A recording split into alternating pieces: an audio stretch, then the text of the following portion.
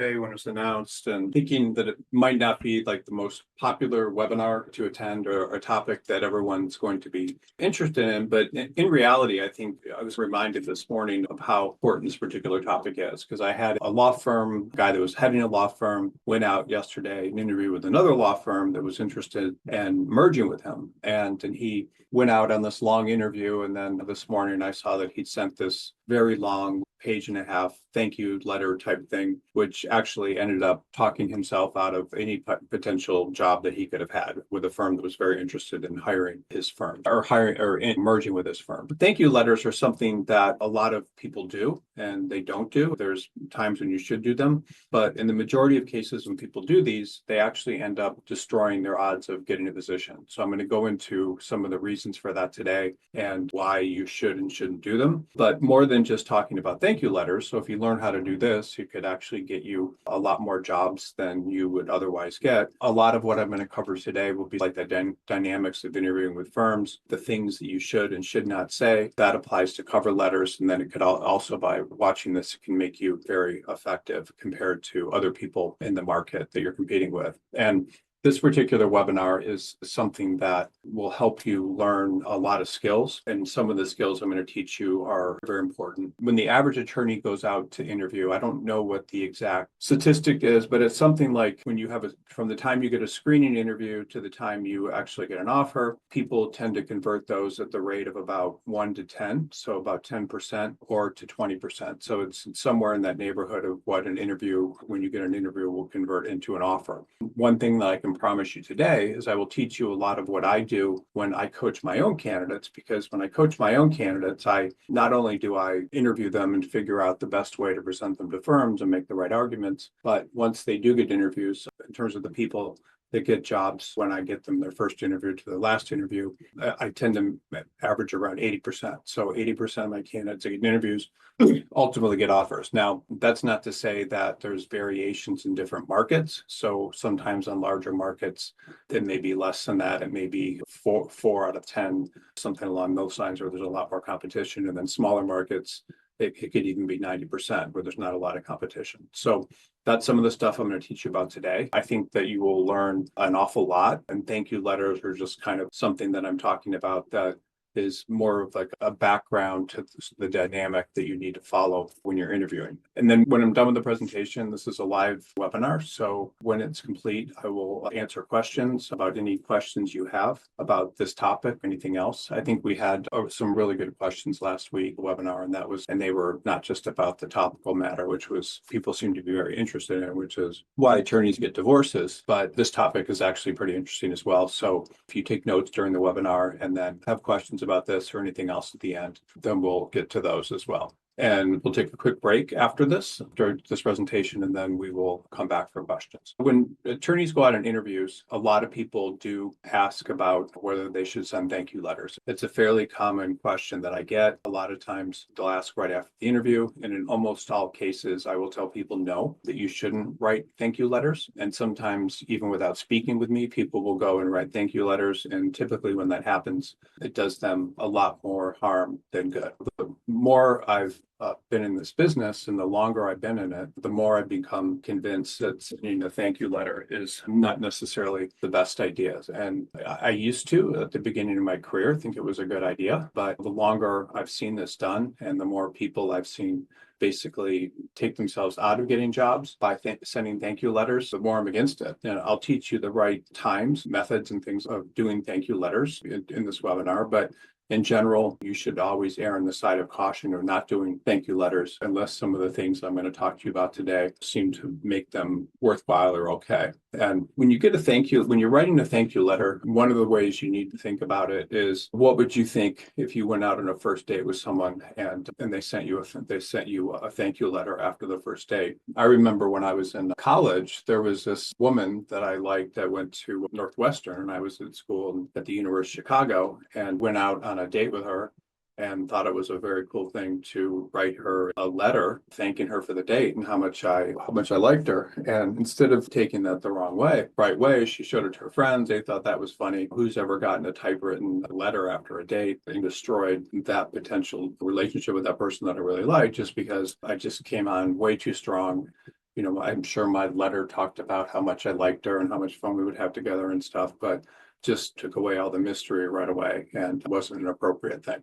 And in the job search situation, what you're doing when you're interviewing with someone is you're trying out for a potential relationship with the employer. And you need to have some sort of mystery involved when they're trying to hire you. They need to feel like they need you and that there's somewhat of a chase for them. So they want to feel like they have to impress you to some extent. And they need to feel like they're lucky if you're interested in them too. So, your job when you go into an interview is for them to think, wow, we really need this person.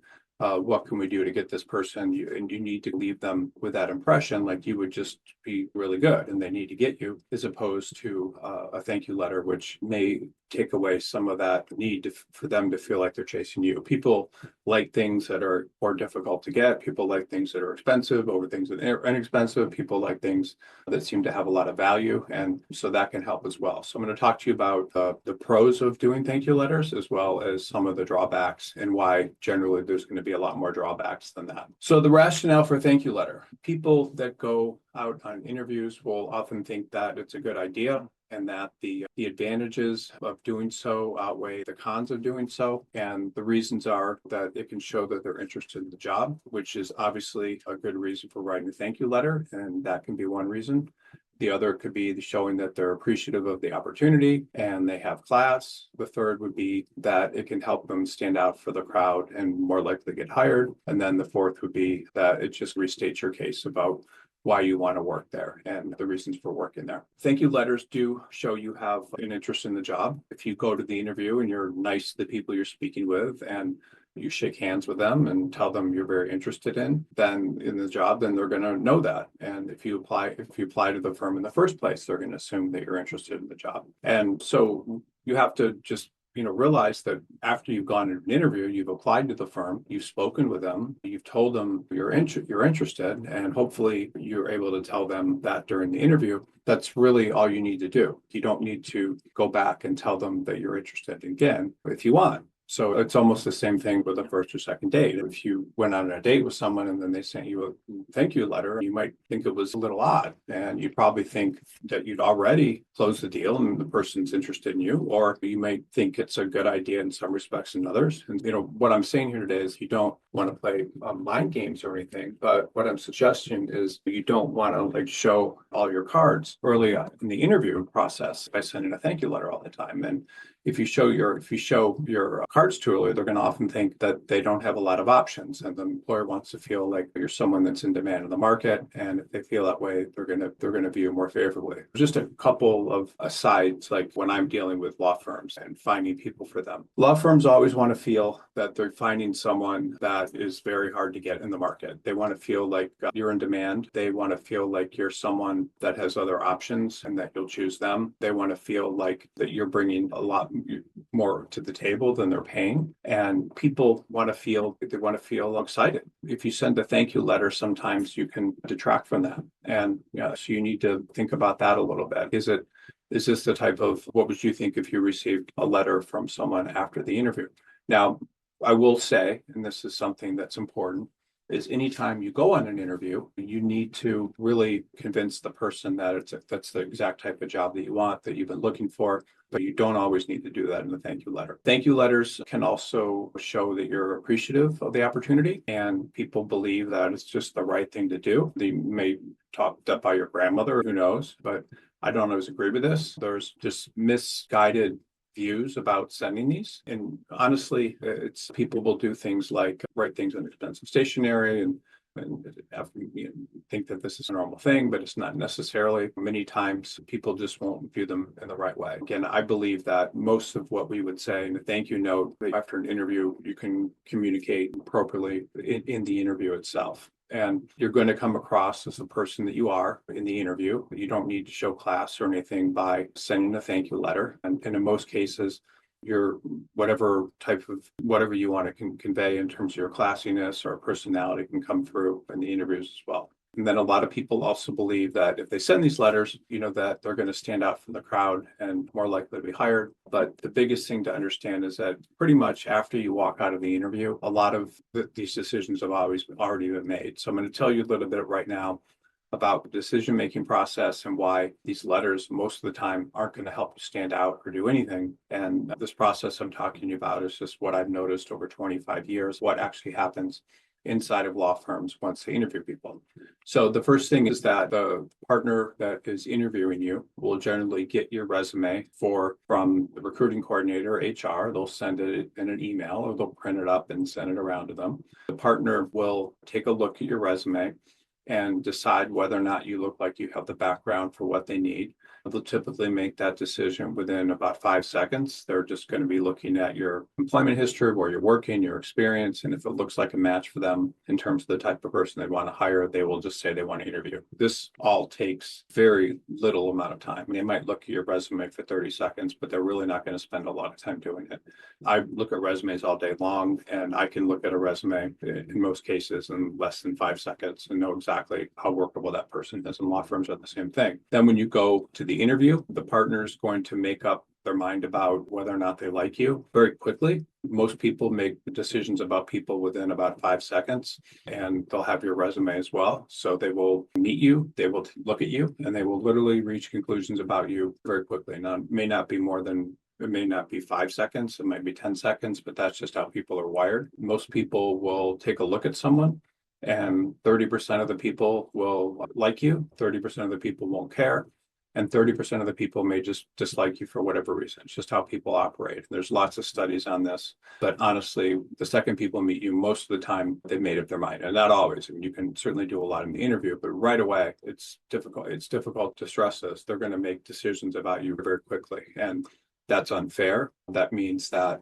people from different backgrounds are going to look a certain way often, and somebody won't like them. That means that people from certain backgrounds are going to have a benefit. Like tall men that are tall have an advantage. People that look a certain way, people that are physiology, all these sort of things people are going to make judgments about, but they're also going to be making judgments based on the 5 seconds they've looked at your resume. Honestly, like a lot of this stuff happens very fast. And when you go in an interview, and then the partner will interview you for 15 minutes, 20 minutes, 30 minutes, and they may change their mind about you during the interview. There's lots of things you can do to change their mind during the interview. And if you're a good interviewer, you need to do all sorts of things that I'm not going to talk to you a lot about detail today, but you do need to express enthusiasm for the work. You need to try to bond with a person and find commonality. You need to make them feel respected, like you would do good work, that the job is like the natural accumulation of everything you've ever wanted to do. There's all sorts of things you need to do. So you can change their mind, but just understanding that literally within 1 or 2 minutes, a lot of decisions have already been made about you right when you walk in. And in some cases, this 10 to 15 seconds when they're deciding whether or not they like you, they may decide they like you just because they have so much work, they don't know what to do. I'm running into a lot of situations in my recruiting practice now where there's actually a lot of solo practitioners and people that can't get people to work there.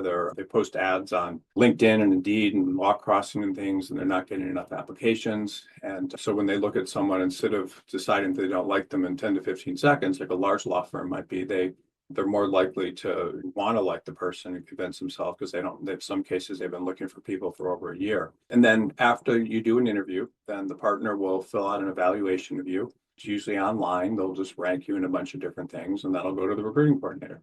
And the recruiting coordinator our HR department will go over the reviews from people, and then they'll put together a list of the people that they're interested in going further with, based on those evaluations. And those sometimes they could hire you the same day, they could hire you the next day, or they could just continue interviewing people for weeks or months and not do anything. And the firm's most concerned when they're evaluating people is if they have the work, if you have the right experience compared to other applicants, they may make offers to someone before you and wait to see if they accept. And if not, make additional offers. And they're just going to be looking at all these different factors, your employment stability and these reviews that came in. And so what I'm trying to say is that all of this stuff, once it's set in motion, is going to make a thank you letter something that's not going to do much to improve your chances of success. And there's going to be different interviewing processes for different types of candidates, like partners, associates, and so forth. But in most cases, when you're applying to at least mid to large size firms that have all these processes in place, these thank you letters can't often aren't going to make any difference whatsoever. Now, there are some exceptions to that, like when you're interviewing with firms that, for whatever reason, aren't as sophisticated as where you're at, and they feel to some extent nervous about making you an offer because they don't think you'll accept it because they're too small, or where they want to, the person hiring, if it's a solo practitioner, wants to feel important, or whatever the rationale is to make people feel like you really care, like them, then a thank you letter sometimes can actually help quite a bit. But in general, a thank you letter is never going to really change anything that's already happened. The partners aren't going to go back and rewrite their reviews and the rankings and stuff. That's just not going to happen. So this is just the example that I want to give, that in most cases you're spending a lot of time doing something that might not make much of an impact on the process. And actually, in some respects, if you do it wrong, which most people could actually end up hurting you. And again, there are lots of situations where I recommend you doing it, but in general, I caution you against it. The biggest one I've already told you is when you're a very well-credentialed attorney coming from a large law firm that pays a lot of money, and you're interviewing with a smaller law firm. So I was talking to some woman this morning. She makes $800,000 as a counsel in a large law firm in New York doing patent litigation and prosecution.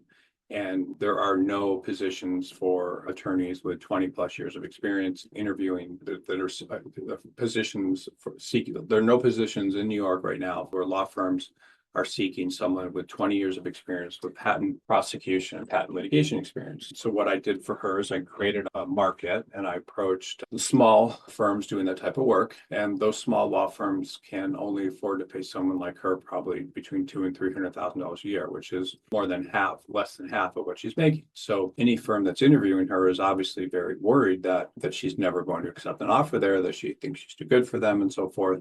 So her challenge is really convincing them of the otherwise, that she actually is interested in this type of job. And she is, because that's really all that's available in the market, and her firm is losing work and going to let her go.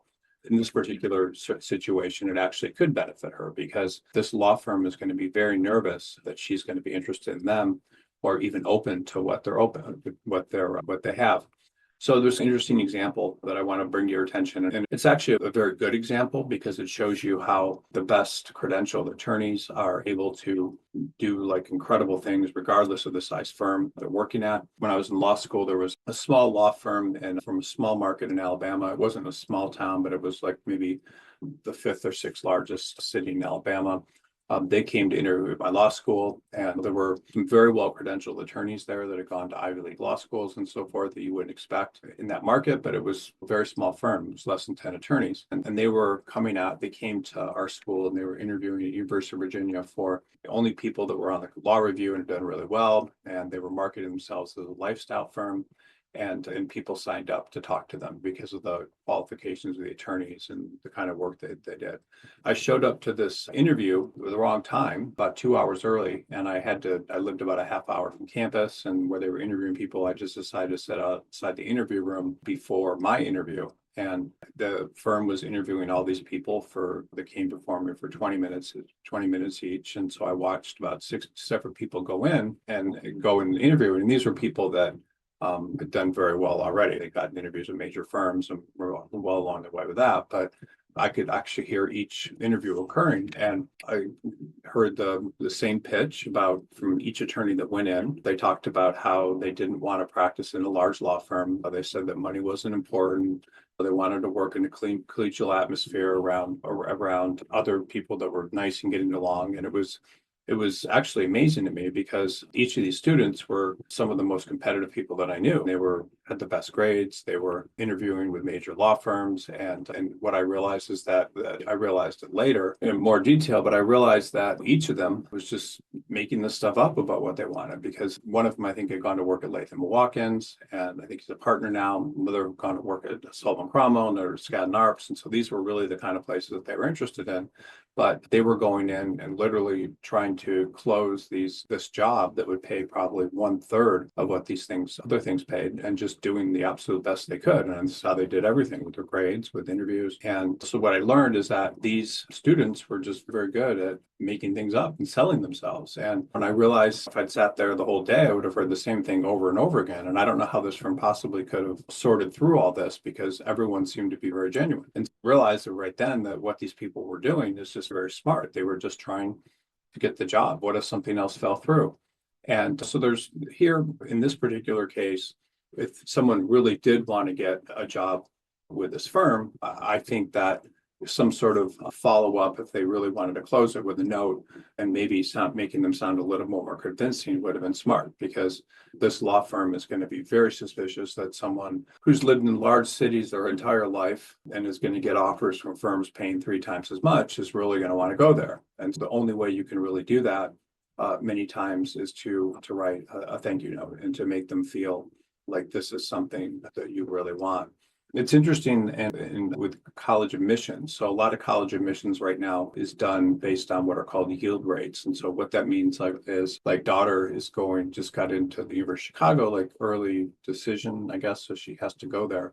But that school has something like a yield rate of 96% of all of the people that get an offer to attend there end up going, which to me says that they probably are getting a lot of their applicants from people that are applying early decision, where they're already saying they'll go there if they get accepted. So they're probably accepting a lot of students out of that. And then out of other applicant pools, they're probably it's got like a 5% acceptance rate, probably are being very careful about who they offer admission to. If you were in their situation and you wanted to have high yield rates, you would want to basically concentrate on people that made that seem like it was their first choice. I would think in that sort of situation, letters and all sorts of things, if you were to be waitlisted, would be very helpful, or somehow getting the attention of people in order to do that. And it would be the same way at a small law firm like that, where the people aren't going to necessarily believe that you want it. And then in the situation where I saw them interview 6 people that acted like this was all that they ever wanted and actually were very convincing. If someone went further than that, wrote thank you letters to a firm that didn't believe that the person would want to come there, that actually can help. So anytime that you're like in a very severe, like you have a lot more to offer than the firm would take, then the firm believes that you're capable of, or have to have some way to show that you're very interested. Another thing too that makes law firms very angry, by the way, and something just to think about, is when people reject offers. So they do not like that, makes them feel like they're making a huge mistake if they're making you an offer. Many times, most people that get interviews from large law firms accept the offers. And then as you move down the value chain in terms of the size of the firm, the pay and that sort of thing, there's more of a risk of firms not extending offers. So if you're in a position where you feel like the firm you feel like the firm may not make you an offer because they don't think you like them enough, and they're at a disadvantage in terms of what you offer, and you really need the job, then sometimes coming out with a thank you letter can be helpful. But it's usually when the best use of these thank you letters is when it's a smaller firm and where what you're offering is more than you're capable of getting in the market or what you're currently receiving, and you make the firm think that if they do make you an offer, you will accept it, because it's very embarrassing for them when they make offers and you don't accept. And they're large law firms pay a lot of money. Almost all their offers are accepted. But as you move down the value chain, there's less and less of that. And then again, with smaller firms, solo practitioners, and that sort of thing, it can be very helpful to write a thank you note. I'll tell you about how to do them today. But these are just some very limited situations where you can do them. And then thank you letters will also restate your case. So a lot of people that when they go into interviews, they believe that they can tell them what they told them, cover letter. Then you tell them what you're going to tell them in the cover letter. Then you tell them in the interview, and then you tell them in the subsequent letter. And this is a common thing that happens. But if you restate your case, you often are worse than if you don't. And I'll talk to you about that in a second, because it's just not the smartest thing. So I took an interesting class in law school. It was something called law and psychiatry or something. And they would actually bring in murderers and interview them for these psychological evaluations in the class. We get to sit behind this mirrored screen and watch these people being interviewed by the police and psychiatrists and so forth. And one of the things I learned is that no matter how bad something is that someone does, most of these people, they just feel absolutely no remorse. The people that commit these kind of murders, they believe that whatever they did was right, and they are perfectly happy to tell you. When I worked for a federal judge, when I got out of school, a district judge, it became very clear to me that if somebody has an opinion about something, and he would have an opinion about something, that opinions about criminals, opinions about big companies and things, it's very difficult to change someone's mind. And most judges a lot of them will make up their mind very quickly in a matter. And most people believe, and you can't really change their mind, that but they believe. You have Democrats, you have Republicans, and everyone kind of digs their heels in and they see the world in a certain part of way. And there's thousands of situations where it's impossible to change one party over to another. You can't fill a Democratic rally with a bunch of Republicans, but the Republicans are going to follow. It's just how things are. And what I'm just trying to bring to your attention is that when you interview with someone, they've already made up their mind. And in most cases, you're just not going to really change anything. And so you just have to realize that it's like a done deal after you've gone to the interview in most cases. And so you're not really going to change their mind, and you just can't. That's just how people operate. And so a thank you letter, people are more often to want to justify their own decisions. So if there's 3 people in a firm that are against you and 2 that are for you, the interviewer will often look at your thank you letters as a reason not to hire you as opposed to one to hire you or an additional reason. And people typically aren't going to be able to change anyone's mind based on a thank you letter unless the lawyer is nervous that you won't accept an offer or thinks that going further with you is not going to work. I'll talk to you real briefly about a situation where I was able to create an incredible result for a candidate of mine with a series of thank you letters that actually ended up getting him a job. And I'll tell you what I did. And it's a very rare situation. And I brought a lot of skill to it. So I was able to change someone that wasn't going to get hired into someone that got an incredible job. It was something that could have backfired, but it worked in this particular situation. And I'll tell you about what happened. So I had a candidate, he was working in Japan. He'd gotten a position with a firm in Japan, literally, that had come to Los Angeles and said, we're going to be interviewing people at this hotel suite on this date and time. And so he showed up and interviewed. He was doing DUIs and things at the time. And he got a position as a corporate attorney in a small law firm in Tokyo and wasn't making much money. He was commuting an hour and a half on a train each day and lived in a very small studio apartment in this city 90 minutes out of Tokyo.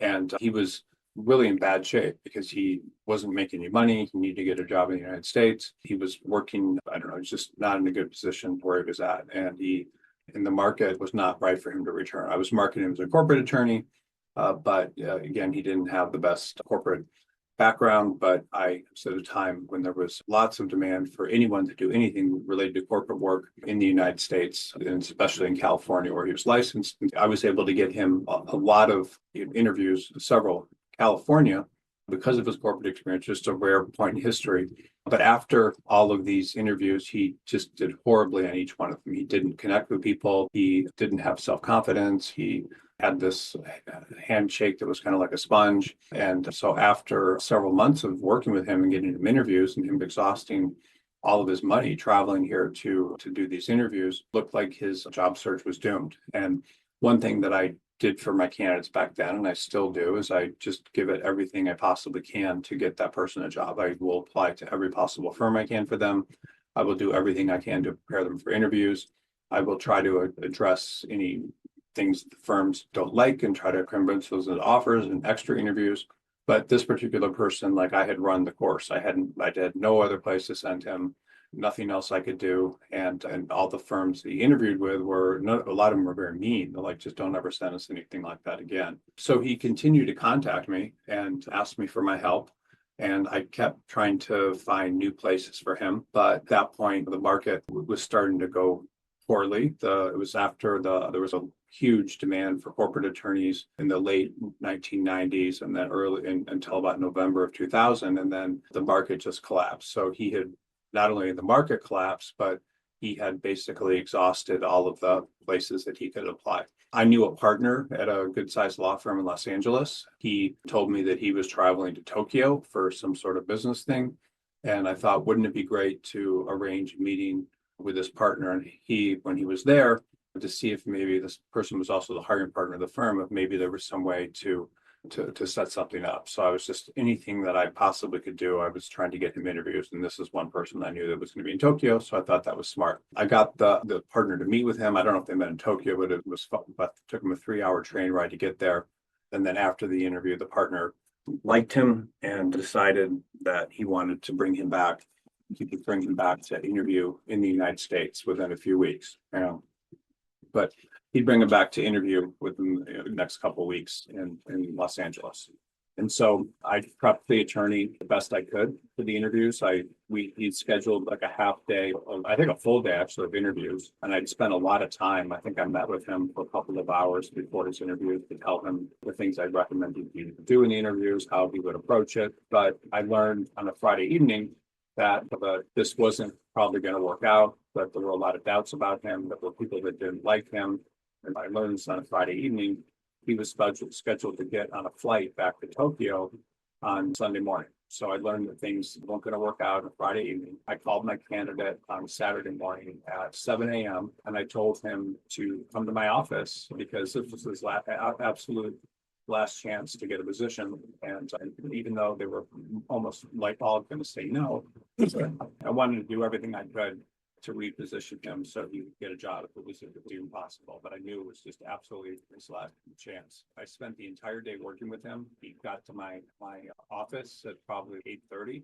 He was even hesitant to come in and do that, but then he came in and I literally worked with him until about 3 a.m. on these cover letters and thank you letters. And these thank you letters went into a lot of detail, like why he liked meeting certain people, the work that he could contribute, his enthusiasm, like how he would try to be the best associate that was ever hired, and all these different things that ended up looking very genuine. After several drafts, I made him write them, but I kept telling him how to improve each letter. So we wrote 6 or 7 letters to all these different attorneys. I even took him to tell you in a second, but I talked to them so much about how he wanted the job and made him seem like someone that would stick around, and how important this job was to him, how much it would mean to him if they sponsored him and allowed him to come back, all these different things. And the letters were so good. I mean, we could keep in mind, we worked like at least 15 hours on them, that a couple of partners actually started crying when they read it. These were very emotional, like just last moment letters that we're sending in order for him to get the job. We dropped the letters off at the security guard at the building in downtown Los Angeles for them to get in the morning, and it worked.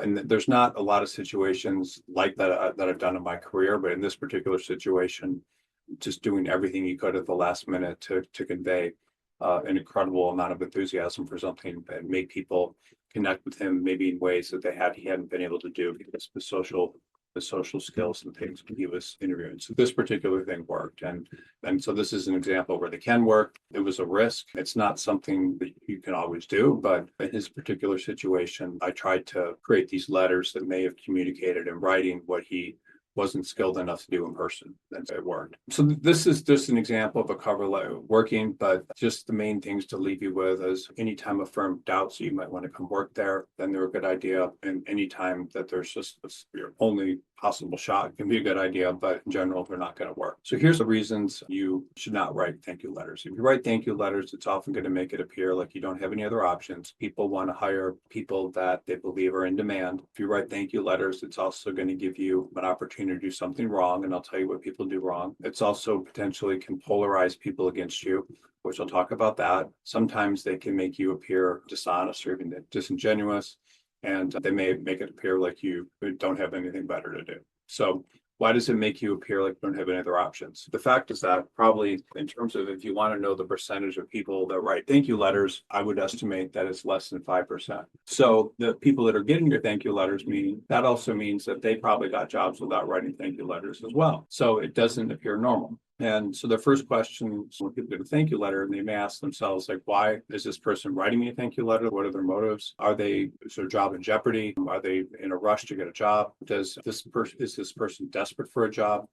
And throughout the years, I've worked with all sorts of attorneys, and people whose firms are shutting down, people who are unemployed and were eager to get a new position for various reasons. And the people that typically ask that are the ones that are in the most danger. They're very worried about keeping their job. They're desperate for a job and something along those lines. So the people that try to write these most of the time are people that are having a very difficult time in the market. Now, when a firm is interviewing you and they have an opening, they have their own work. So they don't know that your practice area is slow or something. They may think think it may be to other places, but most firms that are interviewing you don't know how bad the market is for you. They just don't know. And if their attorney's thinking about writing one of those, you just put yourself in the situation of someone receiving them, it's probably not the best strategy because it's going to make you appear where you really want the job, and maybe you don't have other options. So you need to write a thank you letter. And if you appear like you don't have any other options, the firm's, not going to be likely to like you as much. They're going to think that there might be something wrong, and they want to feel like you're strong in your demand. When you're interviewing with a firm, essentially what you're doing is you're offering something for sale,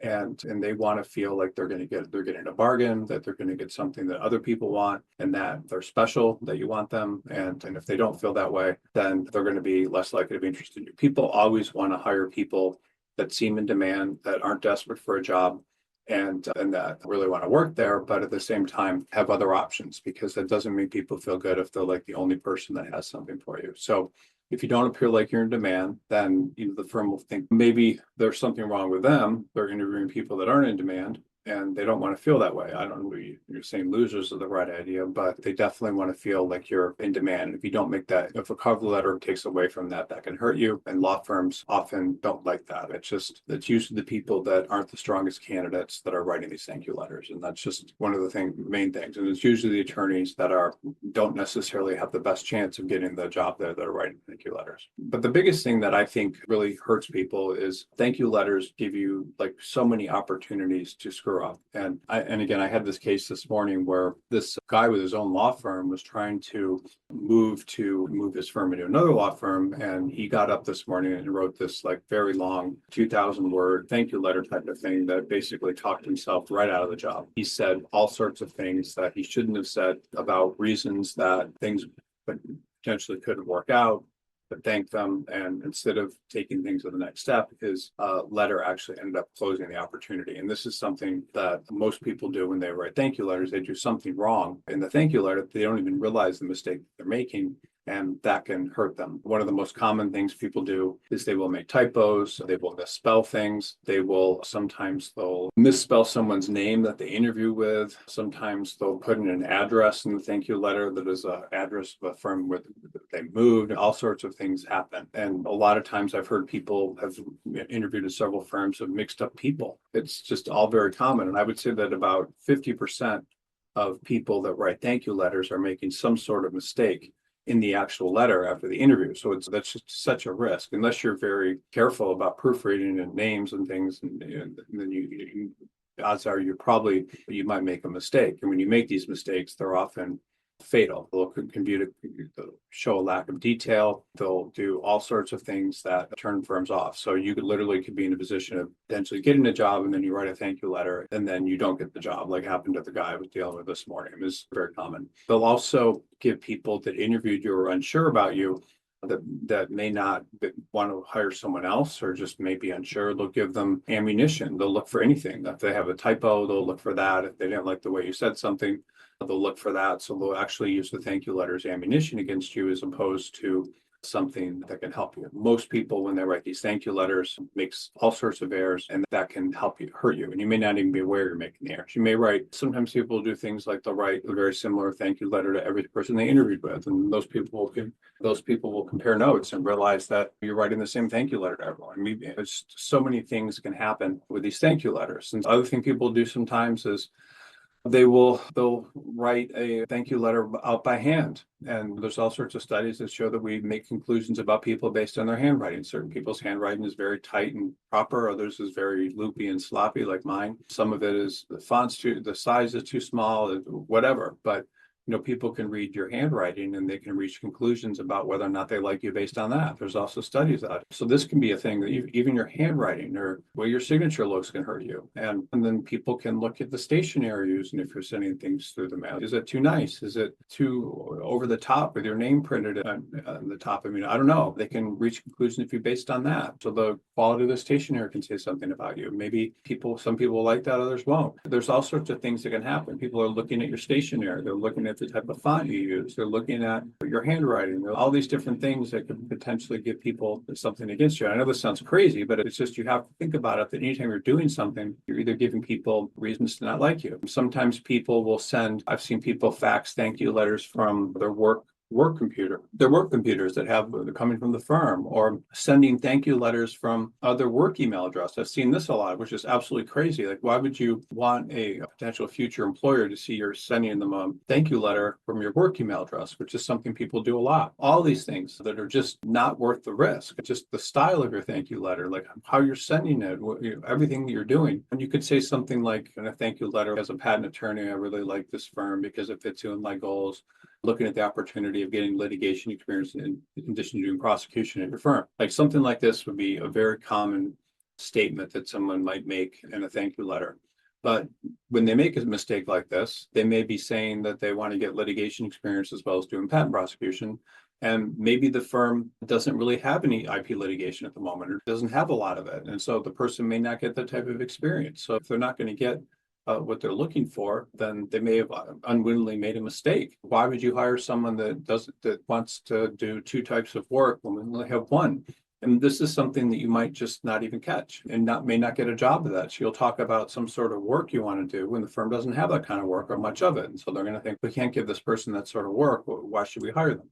And so you just never know how a firm is going to view any of this. And when you make these sorts of statements in your thank you letters, you can actually end up hurting yourself and so have unforeseeable consequences. The other thing is that a lot of times the thank you letter can polarize people against you. So, what I told you earlier is some interviewers you're going to connect with more than others, and this is normal, but you may not connect with one person, and that's not something that's ever going to really serve you very well at the interview stage. So when you're writing your thank you letters, there's always the chance that someone is going to compare letters. So you may have a really good connection with someone and write a very long, nice, detailed thank you letter. And then another interviewer, you might write a very short thank you letter to. And that person, they may compare notes. And that person that got the short letter will not like that they got a short letter and another got a long cover letter. And so you don't know about any of this. And you're creating almost a dynamic when you're writing them these thank you letters.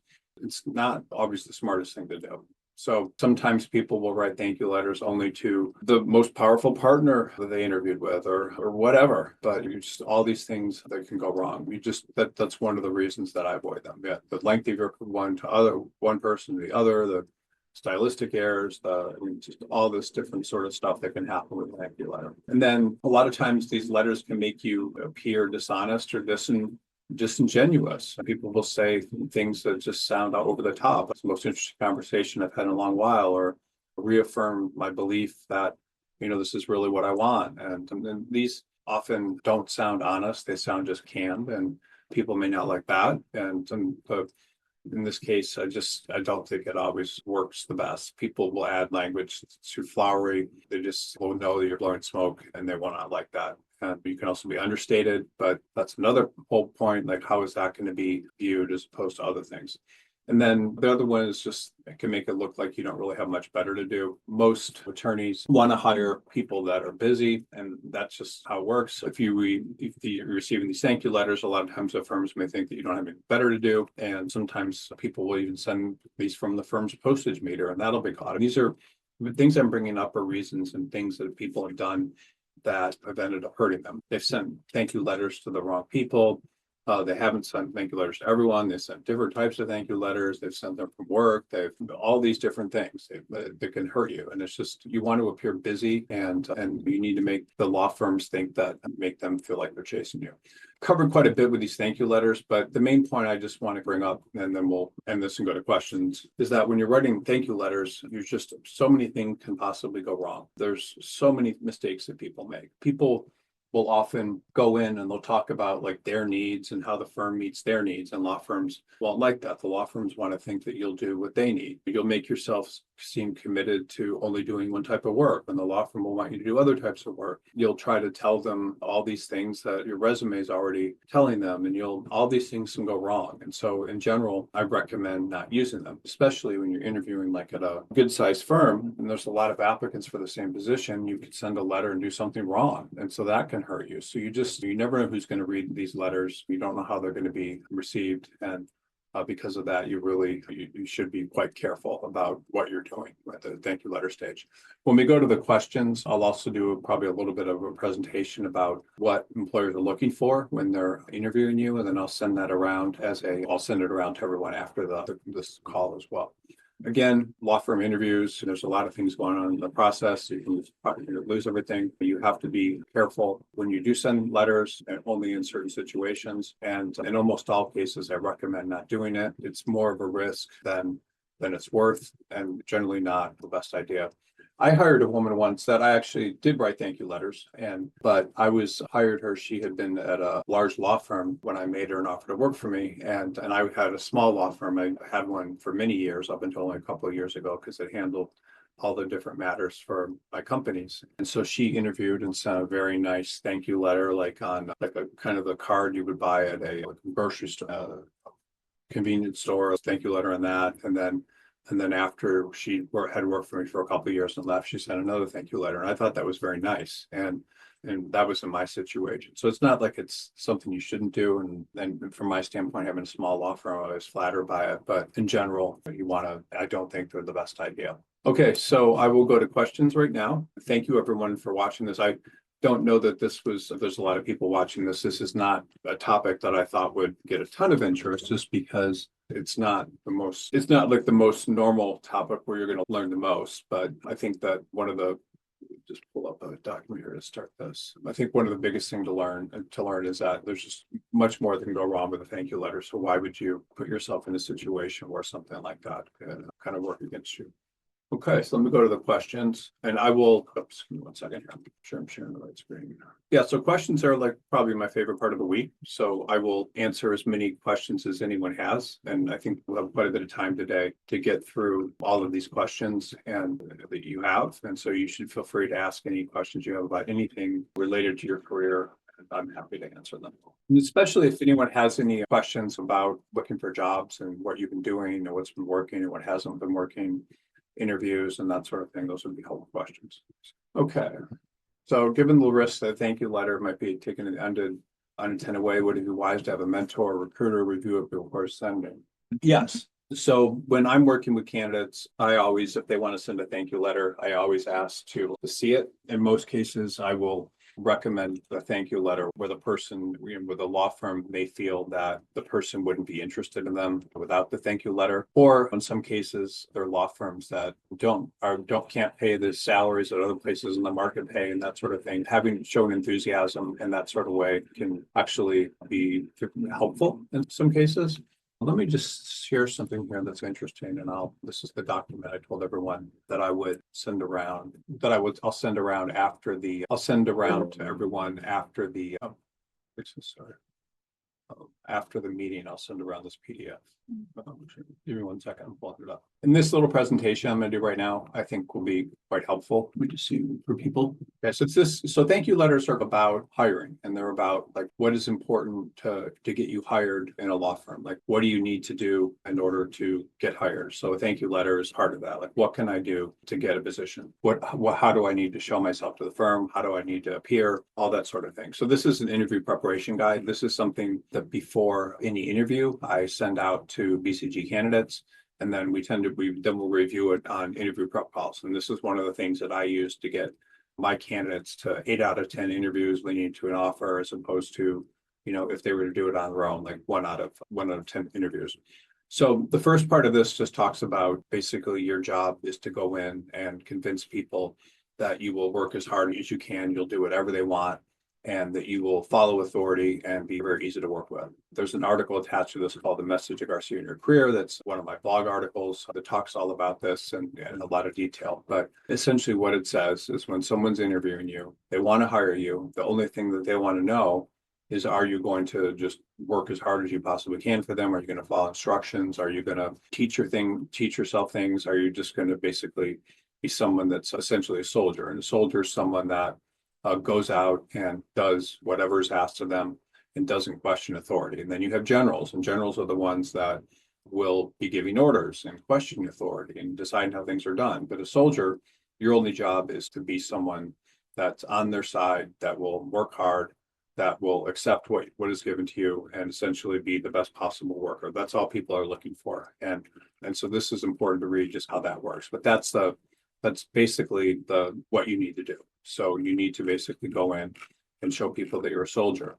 So then when you get into kind of interviewing, there's these 5 kind of key questions that people have. The one, and these are all articles here that you can click on and read, but one is if you can do the work. Can you do the work? Meaning whatever the work that they have, are you able to do that type of work? And they can almost always tell that from your resume, but are you going to do the work in the way they want? We just need to do that. Are you going to work the hours they want? Are you going to come to the office? Are you going to do everything that they expect for the work? So that's the first thing. The next one is commitment. So they're going to want to figure out, are you going to commit to this next firm? Are you going to stick around? Because they don't want to have to hire new people for your job. And if you've moved around, you need to basically be able to convince them somehow that this firm is the natural accumulation of everything you've been looking for. And if you go there, you're going to just stick around and everything's going to work really well. So that's the next thing. Being manageable means you will do what they want. You will follow their instructions. You will defer to the group as opposed to what you want individually. And this is one of the things that tends to go wrong when people are writing thank you letters and also when they're interviewing. And being manageable basically means that firm wants you in the office a certain number of days a week. You'll be there. If the firm tells you that they can only pay a certain salary, that you will not fight with them about it, that you will be on their side instead of on the side of people that don't like the firm within it, that you'll do the type of work that they offer you, even if you don't believe in whatever they're representing, all those sorts of things. And then so conveying that you're able to be manageable, that's important. And then coming across like you really want the job. So if you can convey to people that you really want the job and for some reason, then that's going to work. Most people that are interviewing with large law firms really want the job. So you often don't need to try to convince them of that, but with the smaller firms you do. And then likability means your ability to connect. So yes, in some situations, people will like you instinctively, or they'll maybe like you more if you write a cover letter. So these are all the things that law firms are looking for. So anything you do with a cover letter can help you. A thank you letter can help you in some extent with this, but in general, these are the things you need to do when you go into an interview. So I will send this to everyone. I sent the PowerPoint to everyone that was on last week's call. I'll send this out. This can help you quite a bit if you just go through all of this and review it very carefully. And then I'll also send around a book that I wrote that's about a couple hundred pages about how to interview tips, which should be helpful. And I'll send that to everyone that's on the call as well. And it's a book I actually sell, so it's good value for being on this call today. Okay, so here's a good question. Thank you everyone, by the way, who's asking these longer questions. I'm more than happy to answer as many of these, every question people have. Okay, I'm a young attorney with about 2 to 3 years of experience.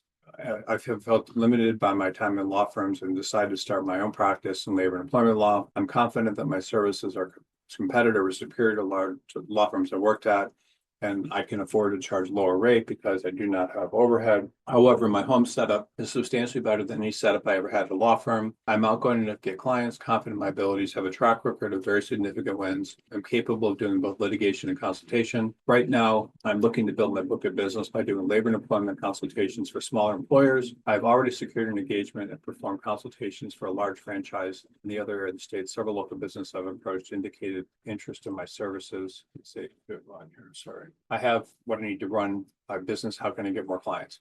Okay, so this is a good question. I love these sorts of questions, and this is a really good question. I hope I can help everyone on the call about how to do this and what you need to do. So the first law firm I was at was Quinn Emanuel, and that law firm now is over 1,000 attorneys. But when it started, a lot of the work that they were doing was labor and employment work. So what John Quinn would do is he would get lists every day of employers that had been sued in Los Angeles. Then he would call up those employers and offer to work on these lawsuits for them at a rate that was very competitive, and with his big law firm background and Harvard Law School degree and everything, would work in these cases. And so the firm ended up starting by soliciting these smaller matters and bringing in labor and employment work. And then when he got labor and employment work and he started doing enough of it and doing a good job, then he came back to the same people and asked them if he could do commercial litigation, which is higher value work. So for them, and then took that and built it into a huge law firm and eventually got rid of labor and employment because it doesn't pay as much. The fees are lower. So the point I'm making to you is there's a lot of opportunity, labor and employment. You're asking how to get more business. If you're interested in doing litigation, in most areas of the country, you can get reports from the court every day of people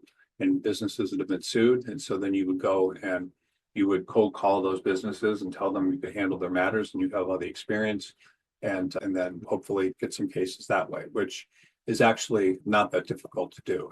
And not a lot of people are doing it. You just need to basically go meet with them, talk to them about their case, tell them, how you can help them, be on their side, and pitch people that way. So that's the first thing I would do. And then you could also do labor and employment related advisory for those same people after you got that. You're saying you have 2 to 3 years of experience in general. We've done it, so that's not really anything you can do about it right now. But anybody that wants to start their own practice in a given practice area, it's always a good idea to try to get at least 5 years of experience before you do, because as a 2 to 3 year attorney, you probably don't have experience even second chairing trials yet. You don't have experience doing a lot of stuff, or maybe even arguing motions and things in court. So you're usually going to be better off when you have more experience, because then you'll be more comfortable. But regardless, you've started your own practice and you're doing it. So there's no reason that you need to stop now. But in general, for people that think about their own practice, I do recommend getting at least 5 years of experience, because that will really teach you everything you need to know. I will also say to everyone on the call that I know lots of attorneys that started their own firms and things very early in their career. Meaning right out of law school or 1 to 2 years of experience like you, and became very successful very quickly. And I'm actually running into right now like a lot of people in trust in the states that did that right out of law school, and now we're interviewing with larger good sized law firms, all being self-trained. So opening your own practice is actually a very smart thing to do. It makes you less dependent for your employer to get paid. If you're getting paid by multiple clients, it gives you the opportunity to grow a business. And in general, for a lot of people, it's much more satisfying than working in large law firms or mid-sized law firms or just working for others. It's just, for them, is a much better way to go. I've seen people obviously do all sorts of different ways, but anytime you feel limited by the ability to get jobs or what people are offering you when you're applying to jobs, having your own law firm is just a very smart thing to do. And there's all these practice areas where you can grow a very large practice. It could be in family law or immigration, a personal injury, and all these different things. And the majority of people that do that actually end up doing better financially and having careers that they're happier about in the long run. So it's up to you, what you do, but I think what you're doing is a smart thing. So congratulations. And if you have a follow-up question, I'd be happy to answer it. With respect, I think this is far too much overanalysis of a simple topic. I usually send a thank you letter if I like the interviewers, and I will not send one if I didn't feel comfortable not doing so. I've never thought twice about it. Why on earth would I care about an employer drawing all these sorts of insane inferences from not being a demand because I wrote a short courtesy note? The employer is that much of a psychopath of a guy to steer up to them and no one noticed. Yeah, you're right. I agree to you that this was a ton of overanalysis on this topic, but unfortunately for various reasons, it's something that people ask about quite a bit. And the only reason for such a kind of overanalysis of this topic is so many people that I've seen have blown jobs. I saw one guy lose a job that would have paid more than $500,000 a year this morning by sending a thank you letter. And because his thank you letter basically told people like different things that they thought could be obstacles for him bringing his practice over. And instead of addressing those, and he just came out with a thank you letter that made it impossible to hire him. So people make these mistakes all the time. And with thank you letters, and there's a lot of overanalysis, but it is something that you should think through when you're writing them. And I guess that's all I have to say. But yeah, I agree. That's definitely a lot of overanalysis on this particular topic. I think attorneys need to have self-esteem and not worry about this kind of crap if they want to be successful. Hotshot partners working at law firms, completely insecure and irrational, catering to their whims and just path to nowhere. I'd submit that projecting confidence at the outset is more important than stupid thank you note. I will intentionally put a typo on my next thank you note and billing the way I'll get the job. Yes, I think you're correct that if you go into an interview with a lot of confidence and you convince people to hire you then, that obviously a thank you letter is not going to make much of a difference. But thank you everyone for all these questions. These are great questions. Very helpful. Okay, for someone with a strong background in business and software sales experience for 20 years, but has gone to law school and is looking to transition to law as a second career, what are the best strategies for approaching firm selection interviews? Are there particular practice areas, networking approaches to position techniques that would help me leverage my prior experience effectively? Okay, so if you have a background in business and software sales, and then you went to law school looking to transition to law as a second career, I would think a little bit about like, why did you do that? Like, why were you interested in leaving what has been a fairly successful career probably to go to work inside of a law firm? And you're asking what are the practice areas? Most attorneys that go to law school as a second career will often do it at night while they're working, or some will just stop working completely and go to law school. When you're trying to interview with firms and what type of firms you should be interviewing with, the most common practice area for for people to go into out of law school, especially if it's like a local night school or something, would be anything related to litigation. So that would be, you could do commercial litigation, or you could do personal injury litigation, you could do family law, whatever it is you're interested in doing. The most difficult jobs to get are going to be with firms that represent corporations that pay the highest rates. So they typically will have much more difficult to get jobs with than firms that do consumer facing practice areas. So consumer facing practice areas would be immigration, family law, insurance defense basically is one, even though you represent insurance companies are effectively defending individuals, personal injury, like all types of litigation are typically the best practice areas to get started in.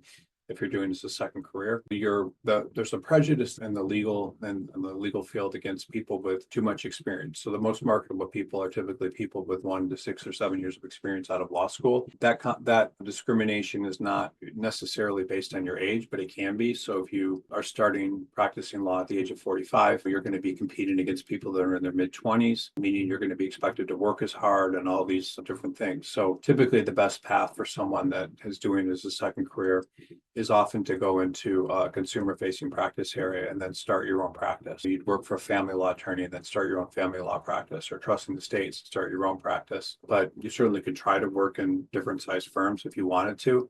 But most people, you'll be taking orders from people that are in their early 30s if you're starting, and you'll be in your mid 40s. And so some people don't like that. So I typically recommend that the smartest thing to do is to try to get some experience in a firm that may not pay a lot, that's in a consumer facing practice area, and then learn that practice area and then start your own firm. And if you want to go to work for larger law firms, you can do that too. It's just that a lot of times people aren't going to want to work those types of hours, and those jobs are harder to get. If you're a law firm, you would probably be more interested in hiring someone that was young, impressionable, will work hard, isn't cynical, or cynical yet, than someone that's older. So that would be my thought. Also, with a law degree, you may be able to go in-house in companies or into the government, which you could certainly try to do, but do that. Networking, you asked about networking approaches or different techniques that would help you leverage your experience. So you could contact firms that have represented companies that you worked for when you were doing software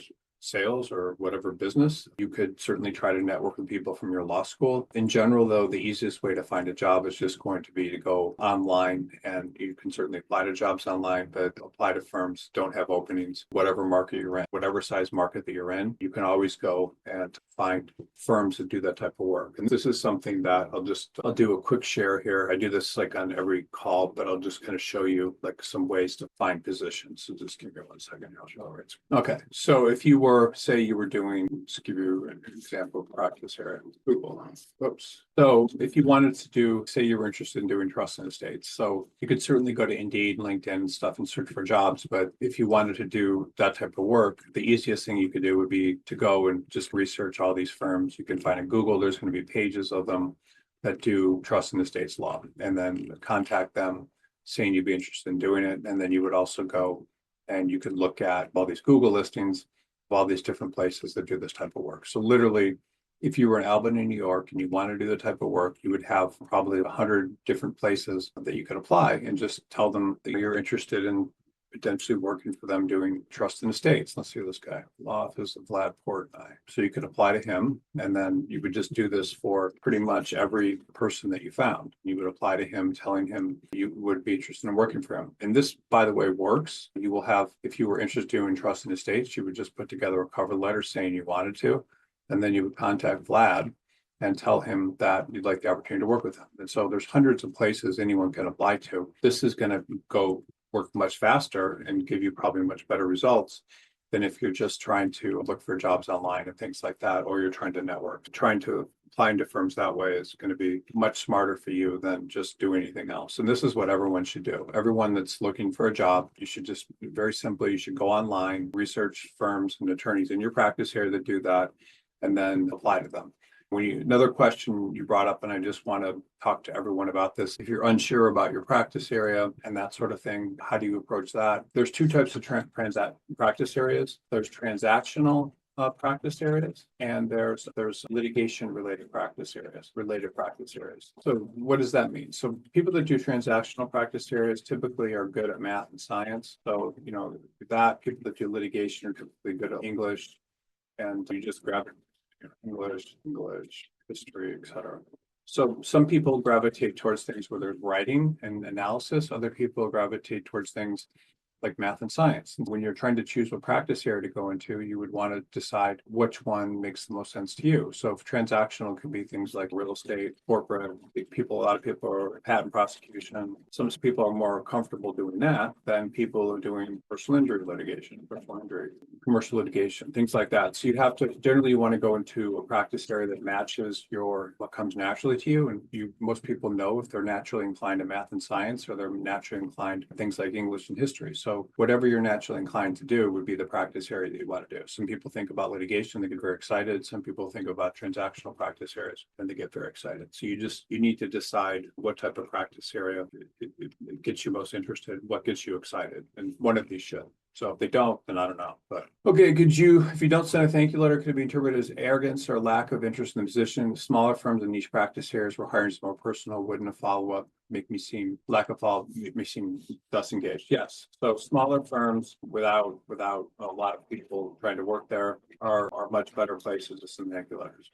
So that's correct. And so a lot of times they do want to feel, that they're in demand, for example. So yeah, that's a good point about smaller. So how do law firms typically react when candidates don't follow up? Do they assume disinterest or see it as confidence? What are the alternative ways to stay on the radar without sending a thank you letter? So this happens all the time. And this is one of the most frustrating experiences of being an attorney looking for a job. So I have this going on right now with probably 20 candidates. So 20 candidates of mine interviewed at different firms where they really wanted to work there. They went into these interviews and they went very well. The firms seemed to imply, or the people they were talking to seemed to imply that there was a good chance of them being hired. Maybe they wanted a little bit of additional information or something. And so the attorneys sent that along. And then the attorneys are like not bugging me, they're just doing what they do because they're looking for a job, trying to get some sort of follow-up or interest from these firms. So the thing to understand is like when you go into interview with a firm, all they're doing is they're making like a business decision. Does this person look like the type of person we can make money off of? Meaning, are they going to stick around? Do we have the work? Are they going to make it easy for us to give them work and so forth? They're asking those questions, but the real business decision is, do we have enough work to pay this person? Is this a good risk for us? And so that's what they're thinking of when there's no response. They're thinking, do I have a business need? Can I make do with the people I have? Am I taking too much of a risk of bringing a new person on? So they're asking all these questions. And so you're there basically as a solution to make them money.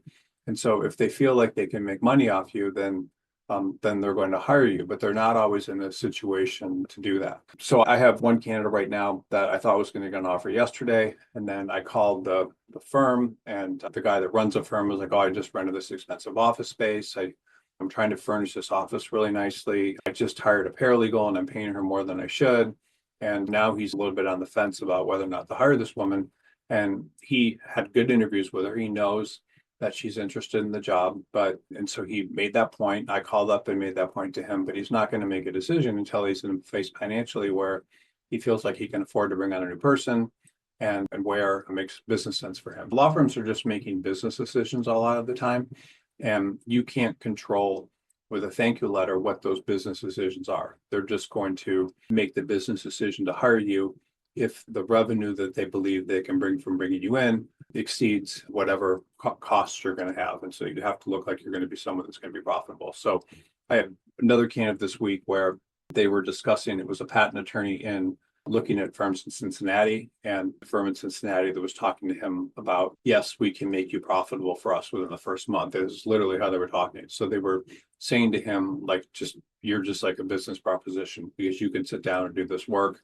We don't need to train you and you can make money for us in the first month. And then the firm that I spoke to about making this woman an offer, the guy that had just opened all this office space, he was making the same calculations. She doesn't have enough experience, so I'm not going to be able to use her for a lot of things when she starts. It's going to take my time away to have to train her on some stuff. And so he's also making a business decision. So everything is ultimately a business decision. And the thing about thank you letters is they don't usually move the needle very much because you're really impersonal to them, and to some extent because you're just there to make the money or to have someone else to get work to. I hope that answers your question. But the idea to think about with every firm is just remembering that every interview that you're going on is the law firm's just basically making decisions. So can I make decision? Is this a good business decision for me to hire this person? Will I make money? Is this the kind of person that will make me money as opposed to not? Okay, so how should I change my approach if I'm dealing with a recruiter versus directly with a firm's hiring partner? Given your experience, do law firms ever expect different etiquette based on seniority and practice area? Okay, so you're dealing with a recruiter and speaking directly with a firm rather than the hiring partner. I'm not really sure how to answer this question. If the recruiter's talking to them or you, typically when you're using a recruiter, so recruiter like myself, we're like middlemen in transactions. And so what happens is a real estate agent would bring in prospects to look at a house. Then they would also negotiate on both sides with the person trying to buy the house and the person that owns the house, and they're acting as the middleman to try to get things done that wouldn't happen when two people are meeting independently on their own. So what that means is that when a recruiter's talking to a firm, they're trying to basically bridge gaps between what would happen if you were talking directly to the employer versus what happens when they are talking. You asking about compensation is probably not a good idea. Like the recruiter should be doing that because that's associating you with wanting more money. The recruiter should be talking to the firm about things about you wanting to work remotely a couple of days a week, because that's better coming from the recruiter because they can say no to the recruiter much easier than you. The recruiter should be telling you the firm, filtering the interview. So if you go to a recruiter and you say, I like this about them and this I didn't like, I don't know if I worked there for that reason. The recruiter is going to basically go to the firm and they're going to try to figure out if there's a way to bridge what you want versus what the firm can offer, and then present things to you in a way that works. They'll negotiate offers, they'll negotiate terms, they will help you, they will frame the interview that you just had in a very positive light, in a way saying the things that they know the firm wants to hear, as opposed to the way you might say it. So you might say, I really want to do this kind of work. I'm excited about it and stuff. And then the recruiter might say, the candidate loves the opportunity to do this and also to contribute to work in other practice areas and just different things that a recruiter can do. Typically what happens with recruiters is in the stage where all this negotiation and stuff is happening, typically more junior associates and younger attorneys will allow recruiters to do a lot of that negotiation, and that will benefit them. And then more senior attorneys, especially partners, will think that they need to take everything over and do it themselves. And when that happens, most of the time, a good portion of the time, like more than probably 75% of the time, the senior attorney that goes in and does all that themselves because they think they know everything ends up blowing these opportunities and not getting jobs. So it's actually, from a recruiter standpoint, it's much more difficult to place senior attorneys than it is junior attorneys, because the senior attorneys think they know everything. And they do know a lot, but they'll often throw things out there that blow up deals when all that stuff could be done by recruiters. So recruiters play a major role. If you're using a good recruiter, they're going to usually be able to get you many more job offers than you would get on your own, because they know how to control discussions in a way that works for everyone, as opposed to people doing that stuff on their own. I hope that answers your question. It's a good question. If attorneys ladder from another firm, does the expectation of appropriateness of thank you letters compared to law students or entry-level candidates, would a partner-level candidate be expected to send one, or could this be seen out of place at this level? Yeah, and partners don't necessarily need to send thank you letters. It's not necessary. Again, like with partners, and this is just something for everyone to understand as you get more senior. As you get more senior, like everything is about business. So everything is almost always about business. How much do you have? How much business? That's basically it.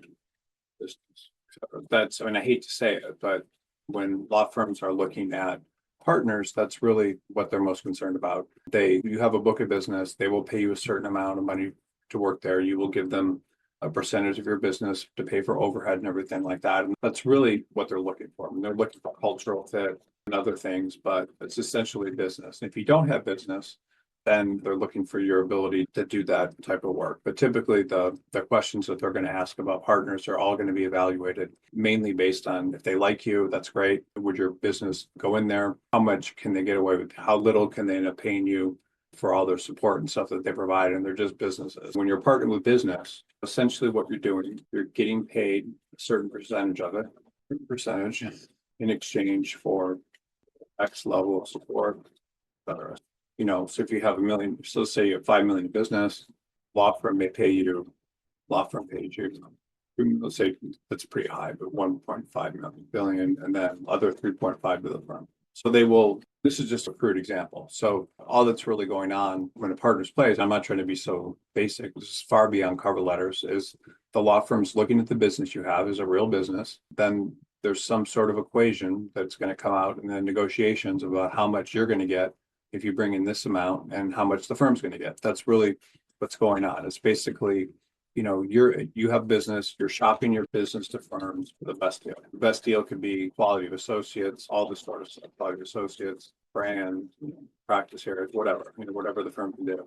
That's basically what happens. But what everybody, you need to, you're early in your career or you're later in your career trying to figure out what to do with your career, the smartest thing you can do is develop your own business, because once you have this business, you are basically a business. Like, you own a business. If you have $5 million in business, so clients giving you $5 million in work each year, you own a business, and that's that business. And you're taking that business and you're seeing who's going to give you the best associates, offices, brand, support, everything, and who's going to pay you the most. So what is that balance for you? Which one works? So this is the calculation that partners go make with business. They're not necessarily sending thank you notes. They're going out on dinners and things like that with people to try to find a fit. But this is what happens. So as you get more senior, that's a position that everyone should try to get into, because if you're not in this position, then you're always going to have to be asking other people, like other law firms, to give you work, and that work's going to come from partners that have gone out and done this work. So that's really where you really should do your best to be in your careers, to have some of a business. And I can't really emphasize that enough. That should be something you're thinking about from day one. Like, how easy is it for me to develop business?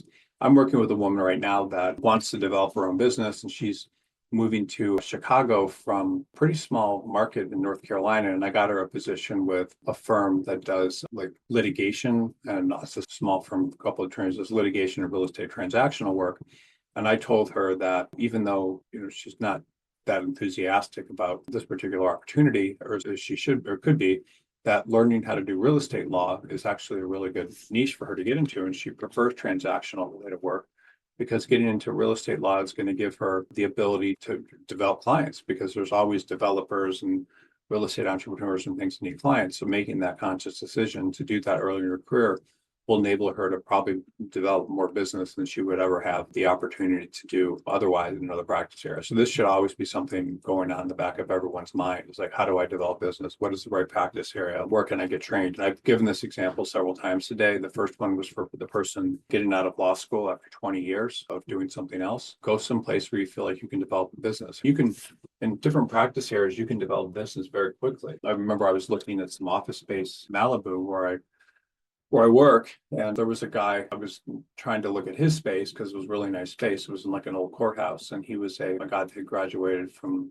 like a local law school like 3 or 4 years previously, and had recently bought a $5 million house. And he had gone into trust and estates and had done very well at that, and just started that right out of law school with no training. Learning how to develop business, going to a practice area, you can develop business, starting your own firm where you can get business. The other person said about labor and employment, it's often very smart. Then once you have business, you're not dependent on anyone for a salary or anything. You're very smart. It's hard to do, but if you want to do it, you can do it. I've mentioned some law firms discourage thank you letters, or others appreciate them. I'm not clear about a particular law firm stance on this. Is it better to add the side of caution, not send one, or should I assume that? No, I think the point I made is that thank you letters are generally not a good idea, just because they could be taken the wrong way. So why even risk that? There's no reason to risk that.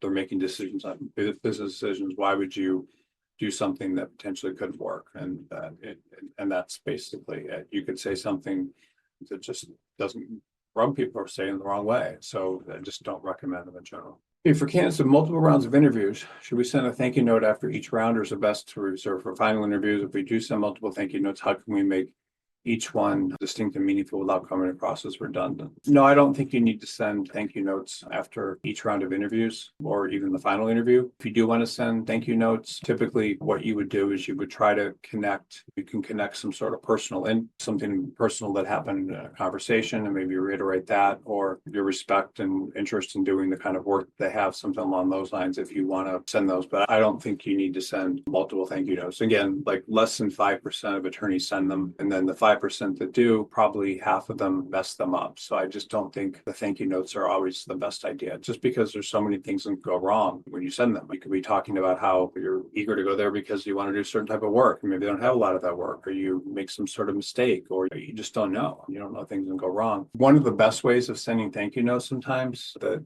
I think would, if you really want to send one that work, if you worked on a similar matter, or if you find something that happened in the legal market that relates to that practice area and send it along. I thought you might be interested in this, like you saw this article about something, or that can work. But in general, I just don't think these thank you notes are the best idea, just because I see things go wrong with them just so often. And because I see things go wrong with them so often, it just makes me nervous to recommend it to anybody, because again, half the people that send them end up doing something wrong. Okay, I had an experience where I did not send a thank you note after my interview. However, it seemed like the firm lost interest in me. Afterward, I felt the interview went well, but never heard back despite my qualifications being a strong match for the role. Could that be that certain firms still expect some form of follow-up, even if they don't explicitly say so? How can I determine when a thank you letter might be beneficial versus when it can work against me, as you suggest in the webinar? In most cases, like I said earlier, the law firm that's interviewing you is just making a business decision. Do they have the work? Are they comfortable with the salary they'd have to pay you, the training you might need? That's it. They're just making a business decision. So you sending a thank you letter is not going to change that business decision really in any way, unless you can give them the idea of something. Maybe you could help them develop work in a practice area, maybe something along the lines that makes it easier for them to make a business decision. But because these are business decisions, there's really not much you can do. And by the way, I mean, for everyone who's on this call that goes out in interviews and just gets ghosted by firms, this is very common. It's not something to take personally. You shouldn't involve your ego in it. The reason you're getting ghosted is, it could be a couple of different reasons, but usually the main reason you're getting ghosted is because the law firm doesn't feel like they have enough work for you, but they might feel they would at another point in time, in a month or 6 weeks or whatever, but they're not making any decision because they may just feel it's not a good business decision for this time. Or sometimes they could be uncomfortable with some aspect of your background, like your references, I don't know, but then on the fence, or maybe they made an offer to someone else, or maybe they want to talk to other people, you don't know. But it's not because of the thank you letter that you're not getting a job. It's just because of the firm, whatever the business decision is, hiring you, which is usually related to the amount of work they have, whether or not they feel that they can plug you into everything, a whole different set of factors. Whatever that is, the law firm will be making a decision for business reasons. And so a thank you letter is not going to change anything. And things, I'll tell you what's interesting, just when I've seen things, the biggest fall off I ever saw of law firms stopping to make decisions it started like in November of 2000, and then just everything fell off the cliff. And when that happened, what was going on is there was a huge slowdown in the market. So firms just stopped responding after interviews and just ghosted everyone. And it was hundreds of firms. And so it's almost always just business reasons, nothing to do with you. And so if you look like someone that can make them money, they're confident in that, then they will make a decision for you. But it's a thank you letter generally is not going to change it. Yeah, and ask any questions anyone has about any of this. I realize that the whole point of this webinar mainly is to tell you it's not always a good idea to send thank you letters, but there are times when you can. I'm applying for a position with a potential employer who sent a writing assignment as part of the interview process. The writing assignment doesn't have a set deadline or page limit. What sort of questions, breadth, work history, toughest assignment? It has some sort of questions. Let me see here. What is this? About some short questions, the breadth about work history, toughest assignment, et cetera. How soon should I send the writing assignment along? How long would you say the finished product should be? Okay, writing assignments will come in different practice areas. Generally, they're in litigation-related practice areas. Some firms look at them, others don't, but some look at them very critically. If you were a litigator, you would send a copy of a brief or something that you wrote that you were proud of, and you would say your role in it. You could send the entire brief. I don't know that you need to send all the exhibits, but typically when a law firm is asking for writing assignment, they just want to get a sense of your writing ability, your ability to write succinctly and clearly, to make points, to effectively address counter arguments and different things. And so, that typically what you would want to send. And when you say set a deadline or a page limit, I don't know that I think that pretty much right after a firm asks you for a writing assignment, you should send it along immediately. Just be very, very responsive, like in one day. And when you can send anything that you filed with a court is public record. So you can always send anything that's a public record you can always send that as a writing assignment.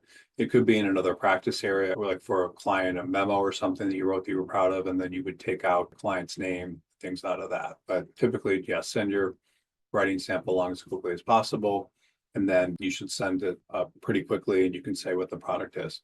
If you wrote a law review article or something, you could send that. Those typically are edited by a bunch of different people, so it's probably not the best thing to send because not all, by the end of the time when it's done, it's not unnecessarily your work, but yeah, you can typically something that you did for a client is the best thing. If you want to ask a follow-up question, you can, and you give some advice on writing an outstanding cover letter. Spoke with the people at the firm interested and would make reference of the conversation. How does the letter really set apart an applicant, large firm? Okay, so you have two things: you have the cover letter you're talking about, and then it seems like you're also talking about the thank you letter. So cover letter. So what does a cover letter need to do? Most cover letters are not read. They often will provide a lot of detail about why you want the job and so forth. I don't think cover letters need to be too long. I think they should always be fairly short. They should say something about how you really like to work at the firm because of their reputation doing this, the kind of work you really want to do. That can help you. But when a large law firm gets your resume, typically they're often not even going to be selecting or sending out your resume. They're only going to be sending out they're just going to be circulating your resume. They're not going to be circulating a cover letter. So I don't think the cover letter is something that's really going to make much of a difference. It's going to be the quality of your resume and then how you do that. And resumes are a very big deal. Most resumes that I see, probably 80% of them are making a lot of very dumb errors. Those dumb errors would be things like not making your resume just about one practice area, having more descriptions of previous jobs that have nothing to do with practicing law on your resume, and not highlighting your skill in a certain practice area. So the resume is really the biggest thing you can work on. The better your resume, the more likely you are going to be getting jobs. Cover letters really do not make much of a difference at all. So I really would not worry too much about that. But cover letter basically needs to say, interested in working in your firm, love to talk to you. That's it. I mean, it's very short. And then your thank you letters, if you write those, I mean, I've already given you advice on that. If you can connect with the type of work that they do to send them along some information about something going on in the legal market related to that practice area that you want to share, that can work. But I don't think there's any real need to send a thank you letter. Could be showing them you have a lot of interest in the practice area by sending along something that you read or something which I like, that's not overly begging like a thank you letter could do. So that could work. Cover letters too. I did want to bring up a couple of points.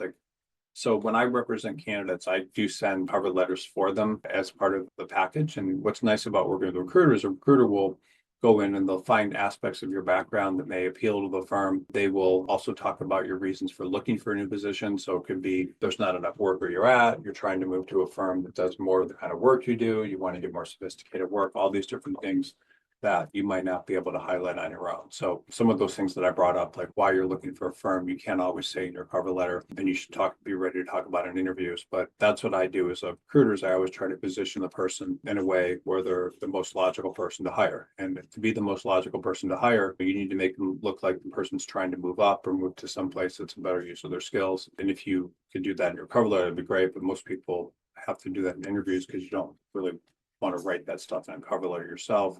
And then thank you letters. The thank you letter, if it can provide some value to the recipient. So the thing I like about thank you letters is not just reiterating your background and interest in the job. It would be saying something like, hey, I just, I thought of you. I saw this case that came out or this matter or this transaction that's similar to the kind you work on, something along those lines that shows your interest in the subject matter in a way that someone normal wouldn't be, who's just there to do the work. So that could help you. Yeah, given that law firms place significant emphasis on precision and clarity, would a minor typo, grammatical error in a thank you letter be enough to jeopardize an offer? I've heard stories of firms rescinding offers over small areas. Does this apply to posting of your correspondence as well? Yes, it does. So all these mistakes that can happen, like typos and things, can hurt you. Some law firms are extremely uptight about that kind of stuff. Most of them aren't. The majority of them aren't. Some of them are. Yes, that could hurt you. And that's one reason why I don't believe that's a smart thing to do. Other times people can make, statements that are assumptive and they say things that just aren't read the right way. They may say too much. They may come across as hard to manage based on what's in the cover letter. They may all sorts of thank you letter, all sorts of mistakes can happen. So that's why if you're going to get done well in your interviews, leave it at that and don't do whatever you can. Don't send these thank you letters because it can really harm you a lot of the time. Interview with multiple partners in the same interview, is it proper to send one thank you note or separate notes? Yeah, you could send separate. You would want to send thank you separate notes to each partner if that's what you wanted to do. But again, your odds of making a mistake And the thank you letters are more than the cost benefit analysis. So, you typically, you'd want to be careful with that if you were to send thank you letters. But it looks like there's one other question after this. Okay. Just as a counter to the one of the prior comments, I thought this webinar and thank you notes was helpful. I'm older and would say old school. I learned in your presentation that I probably made some errors by always sending thank you letters after interviews. On the other hand, I landed my first real college environmental consulting by thank you letter. The months after I joined the firm, was doing a good job. The vice president told me thank you letter sealed the offer to me. But overall, my experience fits your presentation. Thank you letters probably don't help it off and may hurt less chances. Sometimes they may help, but I've learned a lot from all the points. Thank you. I thought when doing this webinar, I saw it and I was like, maybe this isn't gonna be hard hitting enough, or I'll do something probably much more hard hitting next week. But yeah, I think thank you letters generally, just to reiterate again, generally almost always hurt you unless you're in a position where the law firm may be hesitant to hire you because they think you won't like them. So if you're able to send a thank you letter and makes them think you like them, then it can make a difference. So they might not pay enough. Your experience might be way beyond the kind of work that they're doing. They may be in a smaller market for whatever reason and not think that you would want to move there.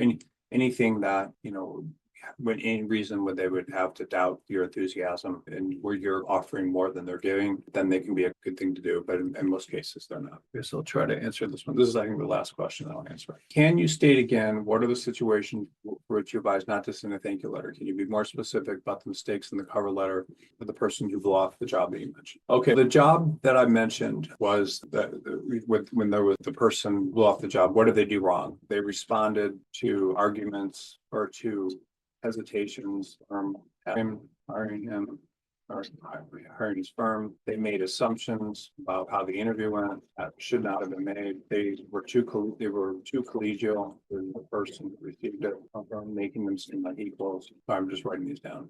Seem like equals. Formatting the letter was bad. The thank you letter. Hesitate. Talking about drive.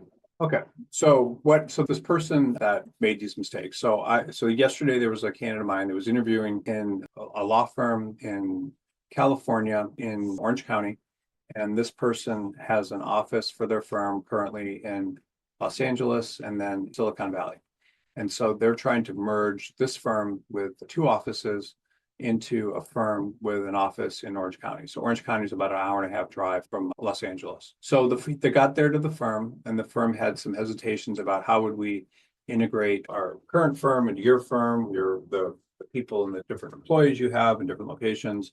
And so they brought up all these things that could have been negotiated. So instead of coming up with a solution to all this, they basically said, oh, this doesn't sound like it's workable. So they talked themselves out of a job, and in reality, if I was involved, I could have made that workable. Then they talked about all these assumptions about how the interview went. So they offered their input on everything and made all these conclusions that the interview had gone really well, and all these conclusions that the law firm should have been making. So they shouldn't have gone in and said, hey, this interview went really well. They shouldn't have done that. Then when they wrote the thank you letter, they, instead of acting deferential, like they would be working for the person receiving that was interviewing them, they acted like they were complete equals and like they both were running businesses, and not the way that you would want to act with being deferential to someone and telling them that you were basically going to try to accommodate them, just responding as equals. So this person wouldn't even be working for that person. Then the formatting of the letter was bad. It was sent an email, had paragraphs that were like 10 sentences long, and then others that were two sentences long. There didn't seem to be any type of logic to how the paragraphs were done. And then there were questions about how do we run an office in three different areas. There were easy solutions for that because there was already two offices running just fine. So having a third office wouldn't have been that difficult, but there wasn't any solution to that proposed in the letter.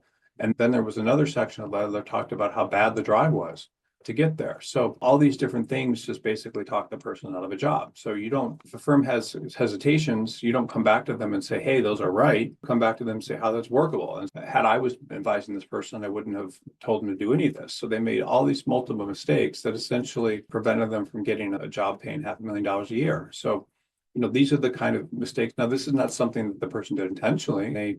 They were just doing things the way they would do them. But had they not done this, then I certainly could have stepped in and probably fixed most of these things and made it workable, but it wasn't workable. So this is an example of sending a thank you letter and why it can create problems. Again, when people are sending these thank you letters, a lot of times too, what happens is that they suddenly appear desperate for the job.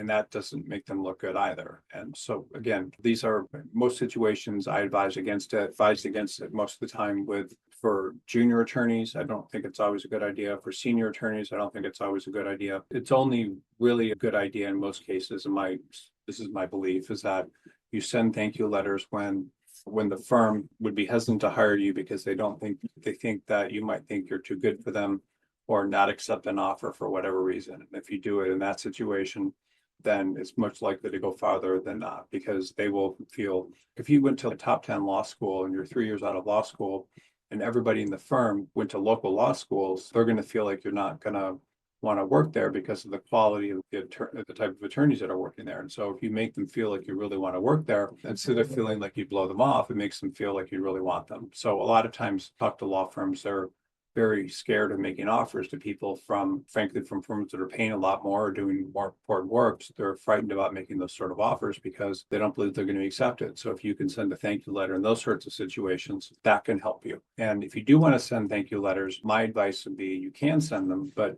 if you send a thank you letter with value, meaning you found some interesting matter that would be relevant to their practice and you're reading it and you're excited about it, like that shows enthusiasm for your practice area and for practicing law.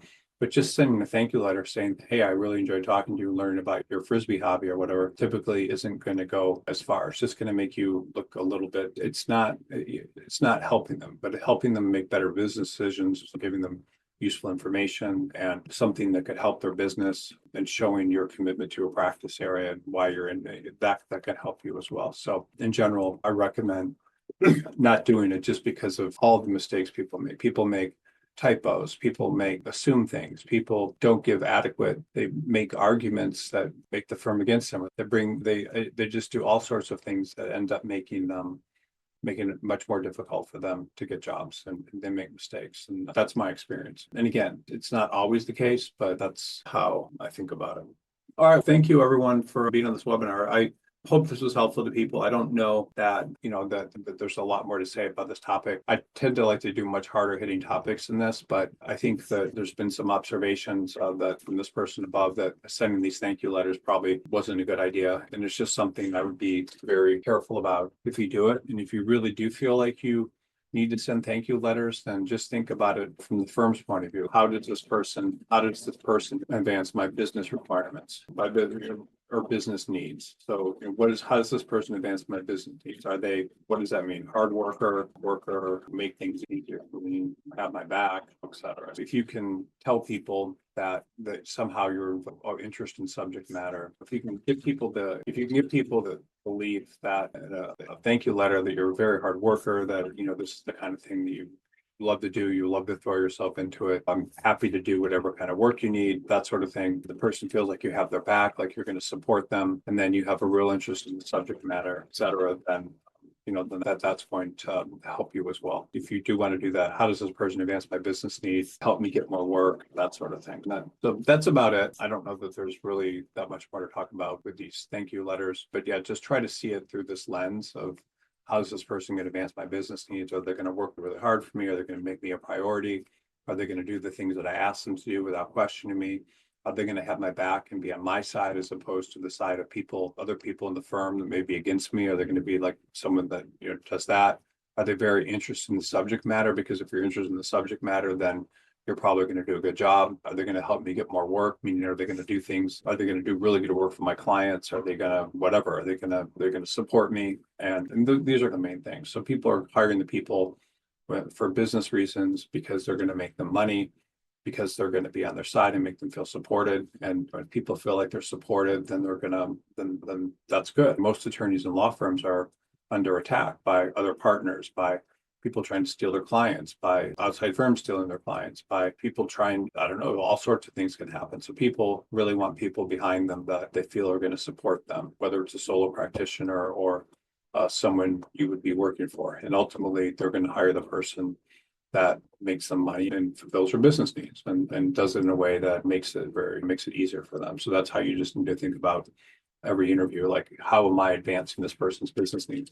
The mistake that a lot of people make, young attorneys, old attorneys, whatever, is they emphasize their needs over the person that they're working for needs or over the firm's needs. And so they're overly concerned about salary, overly concerned about working remotely, overly concerned about hours and things like that. So the more you look like you're supporting the firm and the people you're working with, and the more you're willing to look like you're going to fall in line, the more likely you are to get hired. And it doesn't mean that's fair, but that's just how it works for firms. They just want to bring people in. They're going to work hard, not ask a lot of questions, work as hard as they can, be interested in the subject matter, and hopefully get business later if that's what they can do. If not, all right, let me just see here.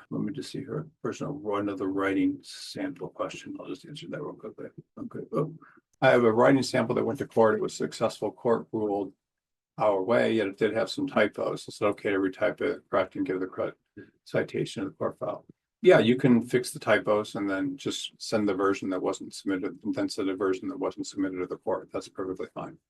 Yeah, and you need to be careful typos. One thing I would say to people about typos is I have a candidate right now that's very successful. She was doing incredibly well and she's very smart. And she would start work, big New York law firm, at 9:30 every morning, worked till 1:30 and all weekends, and just did an exceptional job. And on top of that, just all these amazing things, like all these published articles in her practice area and everything while she was practicing there. And so she kept asking them for feedback every time she got a review, and they said, "Oh, you're doing really well. You're doing a good job." And then, but she said, "Can you give me any input?" And they said, "Yes. The only thing you could possibly do would maybe be improve the writing a little bit."